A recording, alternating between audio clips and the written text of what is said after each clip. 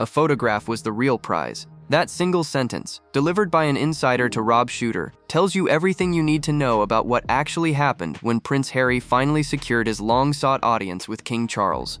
Meghan understands the power of imagery better than almost anyone, the source continued. A single picture with the king would have reminded the world that she and Harry are still royalty. That is branding gold. So let that sink in for a moment. Now, into this reunion. So everyone is calling this a royal reunion. And Harry, Meghan, and the children, they finally met King Charles and Queen Camilla at Highgrove. After more than 4 years of estrangement, after the Oprah interview, after Spare, after countless accusations and leaked conversations, Harry finally got what he had been denied since 2022. He got FaceTime with his father. He got Meghan through the door. He got the children in front of their grandfather for the first time in years. And yet, when all was said and done, the Sussexes walked away without the one public asset commentators believe mattered most. Because Buckingham Palace appeared to understand exactly what that image would mean and declined to hand it over. The meeting at Highgrove did not look like a full family reunion in any public sense.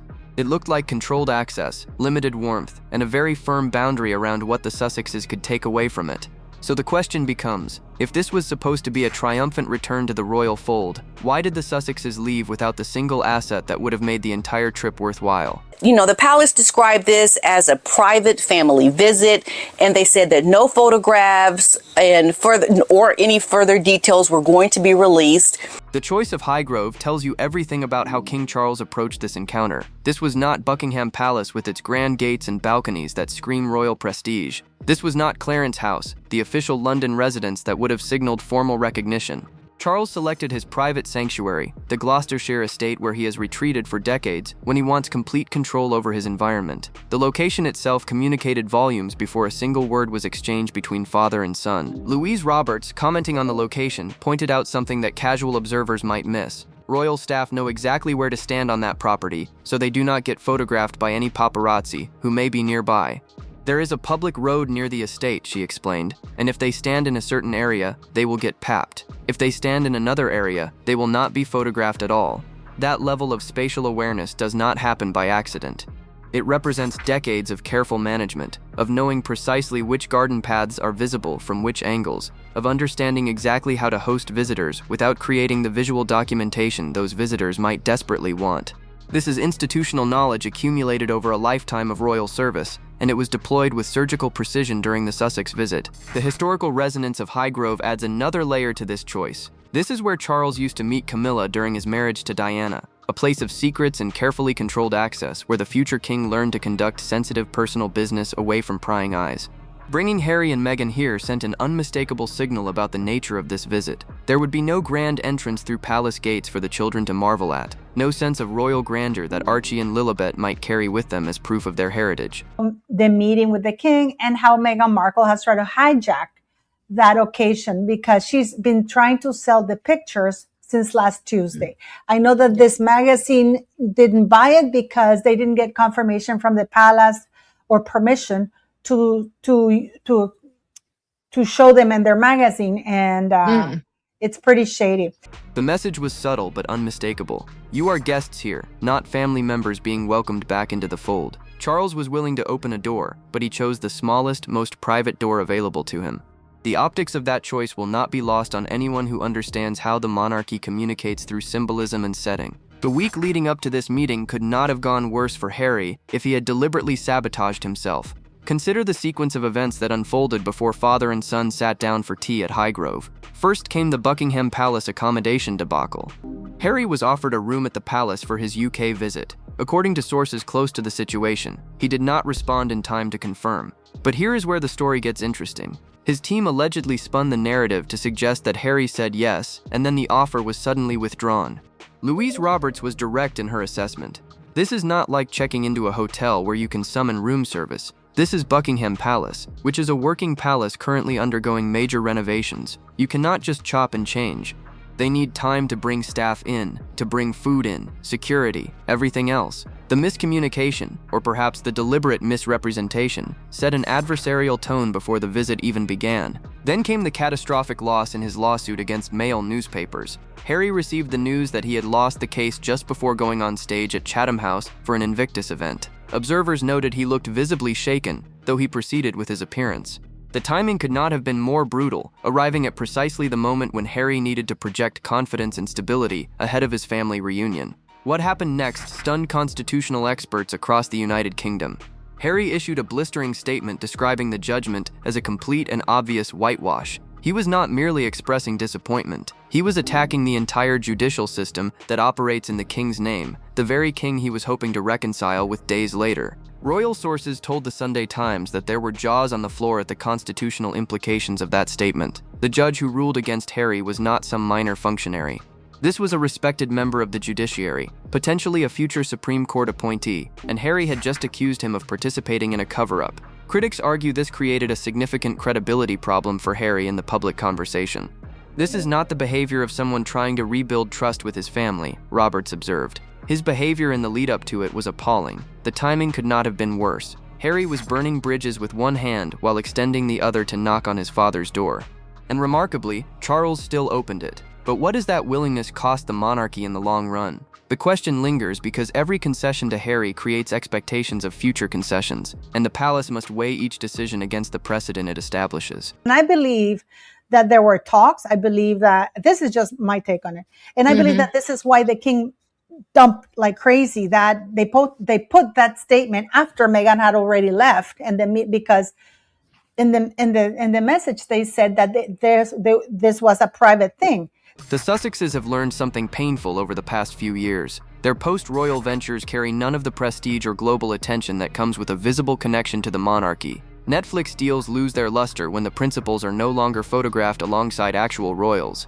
Lifestyle brands struggle to command premium prices when the Royal Association exists only in memory. Invictus events generate less media coverage when the prince hosting them has been publicly estranged from his family for half a decade. The commercial reality of their situation creates pressure that observers suggest may be driving their strategic calculations. A smiling photograph with the king would have instantly reset the narrative, reinforced their status, and reminded everyone that they still belong in the royal conversation. That assessment from Rob Shooter's source captures the strategic calculation behind this entire visit. Commentators are now asking whether this was really about family reconciliation. The insider framed the visit bluntly, not as pure family healing, but as access. Royal Association remains their most valuable asset. That framing, whether entirely accurate or somewhat cynical, reflects how many commentators have come to view Sussex motivations after years of observing their public behavior. Think about what a single image would have accomplished. Meghan standing beside King Charles, smiling warmly as if the past 6 years of accusations and betrayals had been forgiven. Archie and Lilibet with their grandfather, visual proof that the children the public has barely seen actually exist within the royal family structure. Such photographs would have traveled around the world within minutes. They would have suggested that all the previous accusations, the interviews, the documentaries, the family betrayal had somehow been forgiven. They would have provided Meghan with exactly the visual capital she needed to reattach herself to the royal prestige that still follows her wherever she goes. The absence of such imagery speaks as loudly as its presence would have. Buckingham Palace understood this calculation perfectly. Sources confirmed that the palace declined to hand them the moment they sought. No official family photograph emerged from Highgrove, no carefully staged image of Charles surrounded by grandchildren he has not seen in years. The denial was deliberate, and it was devastating to whatever plans the Sussexes had constructed around this visit. The palace demonstrated that it has learned from previous encounters, that it now anticipates Sussex strategy and moves to counter it before the game even begins. But this raises a fascinating question about Camilla's presence at the meeting, because her attendance surprised many observers who follow royal movements closely. Camilla rarely stays at Highgrove, preferring to spend weekends at her private home in Wiltshire. When Harry flew to the UK last September, Camilla was present for part of his visit, but left Charles and Harry alone for their 50-minute conversation. This time, she stayed throughout. A royal source offered an illuminating explanation. She wanted to support her husband for an emotionally loaded meeting, and to witness what was and was not said. That phrase, "witness what was and was not said," speaks volumes about the current state of trust between the royal family and the Sussexes. It suggests a relationship where documentation matters more than intimacy, where protection against future accusations takes precedence over genuine connection. Context matters here. Since the publication of Spare, Charles and William have reportedly vowed never to be alone with Harry. The risk of private conversations being transformed into public accusations or documentary content has simply become too great. Having Camilla present served as an insurance policy of sorts. If Harry were to make outrageous allegations in the months or years to come, The royal family could respond with their own version of recollections may vary, with Camilla serving as corroborating witness. The need for such precautions within a family speaks to damage that may never fully heal. "Oh, to have been a fly on the hydrangeas," a friend of the family remarked to the Sunday Times. The comment was lighthearted, but the underlying message was serious. The presence of witnesses reflects a deep breakdown in family trust. You do not invite a third party to observe a genuine reconciliation. You invite them when you need protection against potential misrepresentation. The subtext of Camilla's attendance could not be clearer. We do not trust you enough to have a private conversation anymore. That reality, more than any photograph or lack thereof, reveals the true state of the relationship between Harry and his family. Royal commentators have split sharply over how to interpret what happened at Highgrove. The division reveals genuine uncertainty about whether Charles made a strategic masterstroke or committed a catastrophic error. Tom Sykes of The Royalist pulled no punches in his assessment. "This was a capitulation," he wrote, "a total unconditional capitulation. The palace machine will wrap this in the language of grandfatherly tenderness, but I am afraid it exposes a fatal flaw in Charles that is the flip side of his cultured, artistic, and humane nature. He is a soft touch." Sykes went further, arguing that the meeting represented a humiliation for William. "The Prince of Wales has set his face against exactly this," he noted. "His camp's response has been a consistent and unambiguous wall of silence.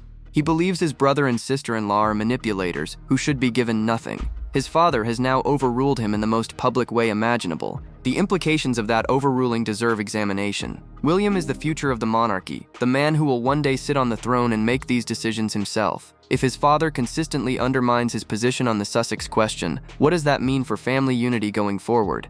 What does it mean for William's authority when he eventually assumes the crown? These are not abstract questions. They speak to the institutional health of the monarchy itself, and Charles must weigh his desire for reconciliation with Harry against the message he sends to his heir. Lady Colin Campbell offered a starkly different reading. "Tea is the perfect occasion to keep people at arm's length while the civilities are maintained," she observed. Her argument hinges on understanding Charles's long-term strategy.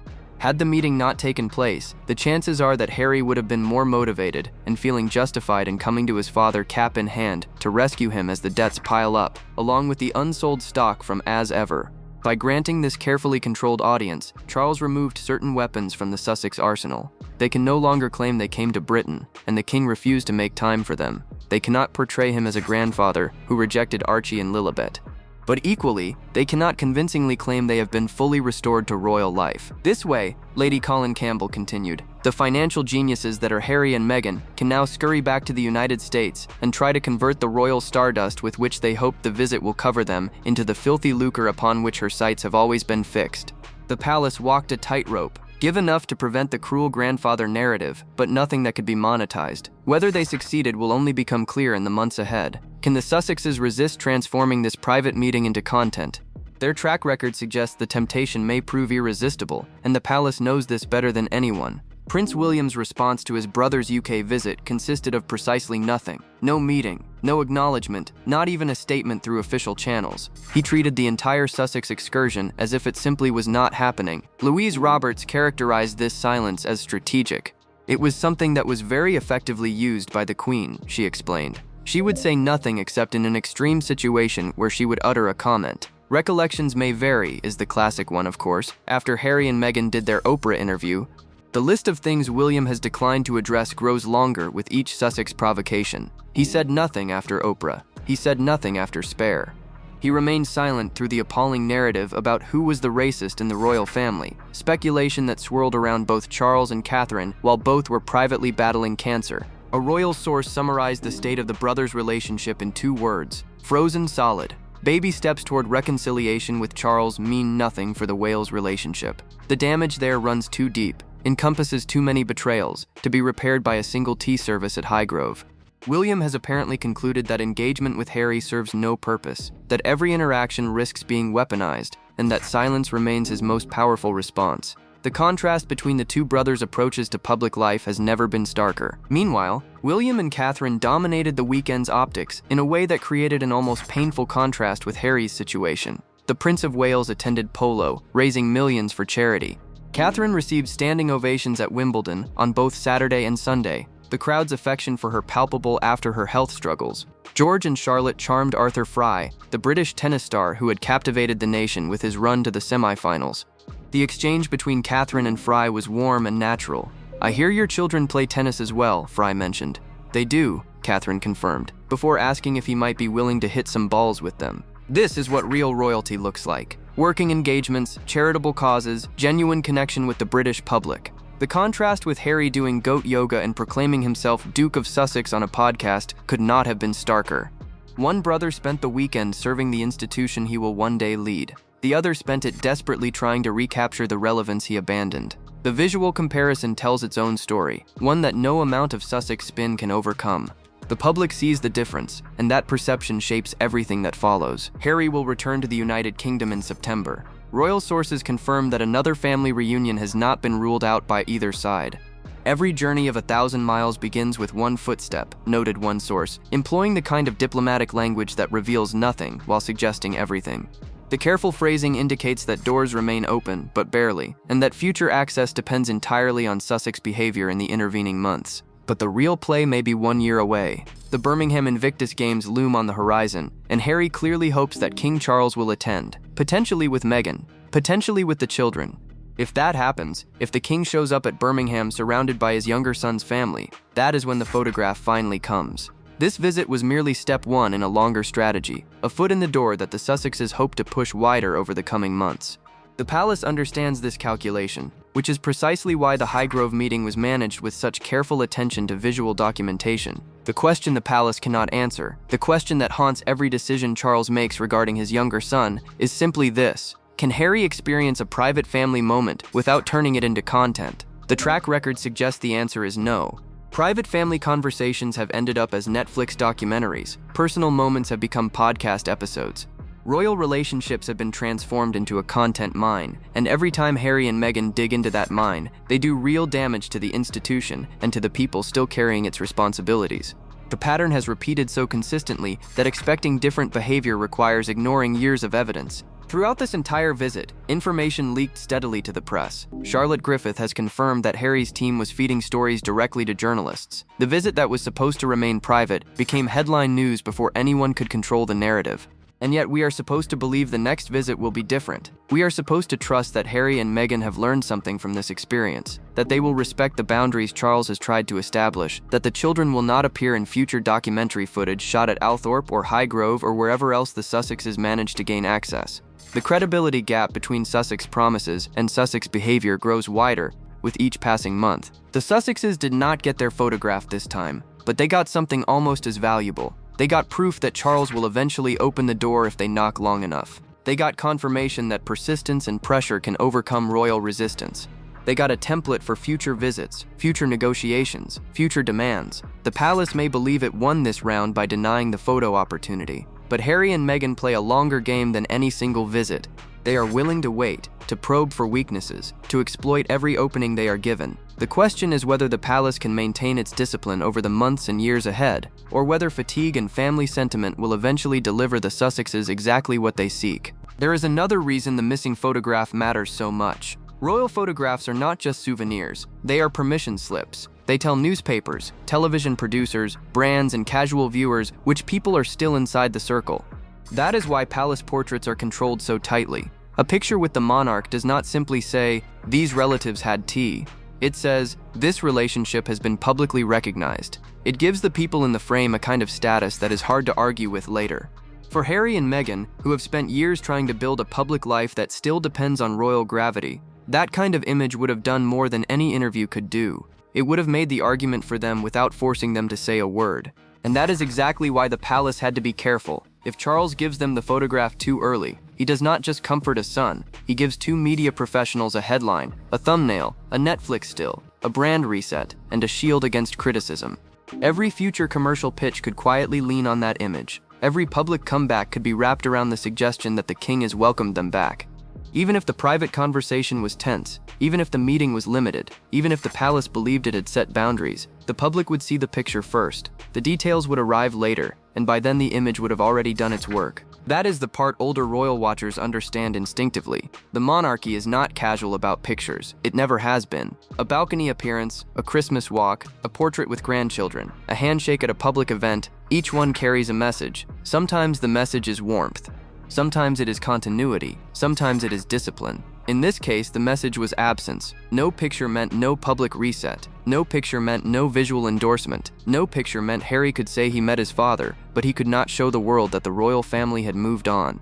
That is a very different kind of outcome. The children make the calculation even more sensitive. If Archie and Lilibet had been photographed with the king, the emotional force of that image would have been enormous. It would have softened the story instantly. It would have made critics look harsh for questioning the visit. It would have given Harry and Meghan a family-centered shield, because once children are in the frame, the conversation changes. Suddenly, the story is no longer only about interviews, lawsuits, books, and public attacks. It becomes about grandfather and grandchildren, about healing, about family, about second chances. That is powerful. It is also exactly why the palace would want to control the timing, the setting, and the purpose of any such image. Charles may be willing to keep a door open, but keeping a door open is not the same as handing over the keys. That distinction matters. A private meeting can be limited. A short visit can be explained as a father's gesture. A cup of tea can be framed as civility. But a photograph with the king travels further than the palace press office can control. Once released, it belongs to the public conversation. It can be cropped, captioned, reused, and folded into any narrative the Sussexes choose to build around it.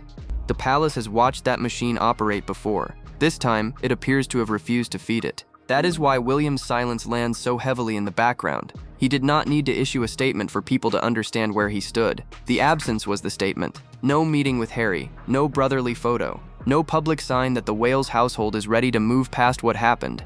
For the future king, silence protects the institution. It avoids another quote being parsed, another gesture being overread, another private detail being dragged into public view. Charles may still be trying to manage the emotional side of the relationship. William appears to be managing the risk, and in the end, that is the real split inside this story. Charles is operating like a father who still hopes controlled contact can prevent complete collapse. William is operating like an heir who has already seen enough evidence to know that access becomes content. Both positions make sense. That is what makes this so difficult for the palace. If Charles refuses every meeting, he risks looking cold and gives Harry another grievance. If he grants too much access, he risks giving the Sussex brand the royal oxygen it needs. The Highgrove solution was an attempt to thread that needle. Let them in, keep it private, deny the picture. So when people ask whether Harry won or lost, the answer depends on what he came for. If he came only for a brief family meeting, then yes, he got one. But if he came for public restoration, for the visual proof that the royal frieze was thawing, for the image that could travel around the world and make the Sussex brand look royal again, then he walked away without the prize. And that is why the missing photograph may matter more than the meeting itself. So here is the question viewers should sit with as this story continues to unfold. If briefing and counter-briefing surrounded even this carefully controlled visit, and if commentators are already asking how private any future family moment can really stay, why would anyone assume the next visit will be different? And more importantly, why does Charles keep opening the door? The answer may lie in a father's hope that his son will eventually change, or it may reflect a strategic calculation that controlled access prevents worse outcomes. Either way, the photograph Harry sought remains elusive, and the palace has demonstrated it understands exactly what is at stake. I want to hear your take. Comment below and hit subscribe if you have not already.